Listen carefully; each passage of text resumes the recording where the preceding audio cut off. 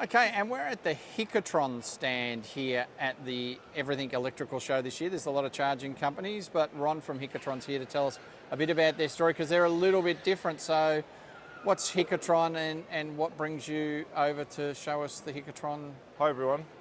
Hikotron is a AC charging network where we design, develop, deploy and manage our own charging network in New Zealand.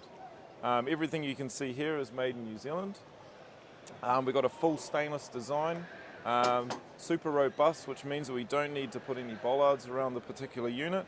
It's a dual 22 socket system, kilowatts socket system, meaning that we can charge two vehicles at once at 22 kilowatts.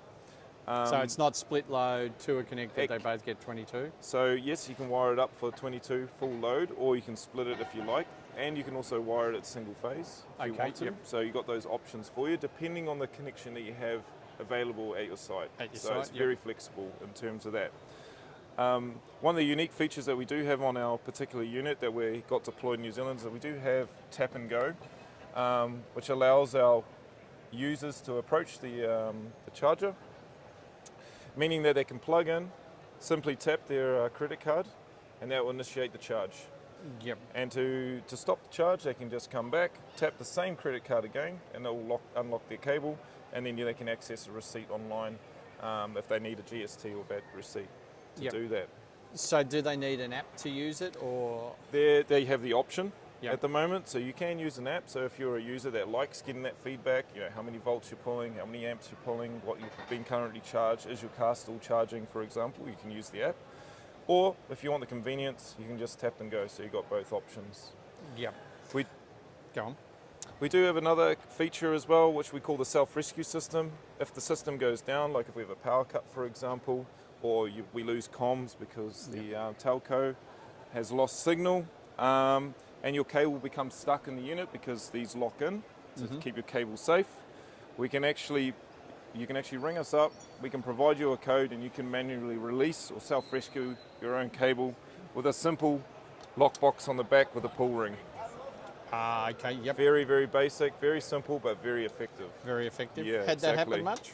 We've had, it happens more often than you think, but what that allows us to do is ensure that the EV driver can continue on their journey without any delay, because we don't have to send out a technician to release their cable in the unit. So from both sides, from the user side and the CPO side, it's a massive advantage to have that. Yep, so a bit of a tech term there, CPO. What's that stand for? Charge point operator. Yep. So in Australia, we often find that some of the operators who are here at the show will install a charger, but then they're not responsible for that charger.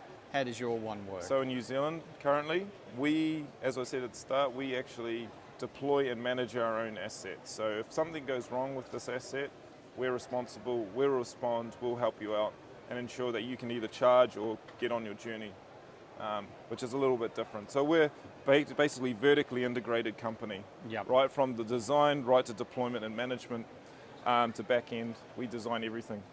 And then the infrastructure, so if somebody who's watching it, they run a little shop or they're thinking, you know, at their factory or whatever, do you sort out all of the infrastructure for the power load that's got to come in, and if there needs to be high-speed power come in, etc.? Exactly. So what we'll do if there's a customer that would like a unit, so there's two options that we run in New Zealand. So the public infrastructure side is that we will lease car parks and then deploy infrastructure and take the revenue. The other option is like a small shop owner that wants to have a charger on their site. Maybe they want to make a little bit of money, or they want to offer service to their customers. They can lease these units from us. And then we help them in that process to get it installed. So we'll go do a site assessment. We'll look at where the available power is. We'll discuss where the best location is in terms of cost and obviously safety in terms of can the cars pull in and out safely without actually, hitting pedestrians or things like that. And then we manage to help them through that process, so we can actually do the installation for them as well. And you supply the cable, because obviously in Australia a lot of these will be BYO cable as well at 22 kilowatts. So in New Zealand, our authority says that any public charging or semi-public charging has to be socket system. If there's a customer that really wants a tethered cable, we can lock a cable in for them. Yeah, probably better not to would be the experience. But in our experience, they learn pretty quickly that it's better just to have a BYO cable, because then the first thing that gets damaged is the end of the cable, and the next person that turns up can't charge. Yep. But what it also allows us to do is ensure that both types of vehicles can charge. So obviously the older Leafs and the Outlanders have a Type 1 connection. Yep. Obviously all new modern vehicles have a Type 2 connection. Yep. Which means you can have a Type 2 to Type 2 or a Type 2 to Type 1. That means that 2 Type 1s can charge, or 2 Type 2s can charge, or a mix of both. Yep. Right?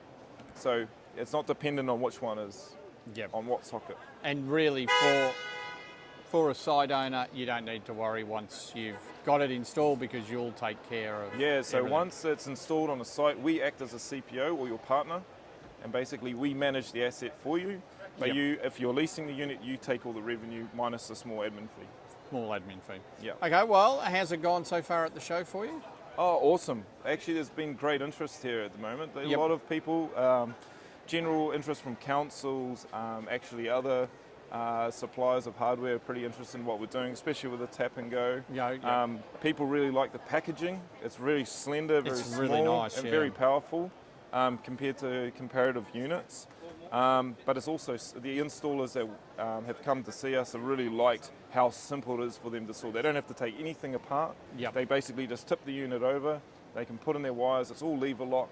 No tools required. They can stand it back up, power it up, and it's basically all good to go. No. Well, wish you all the best with it, and all the best for the show tomorrow and more interest in your product. Thank you so much.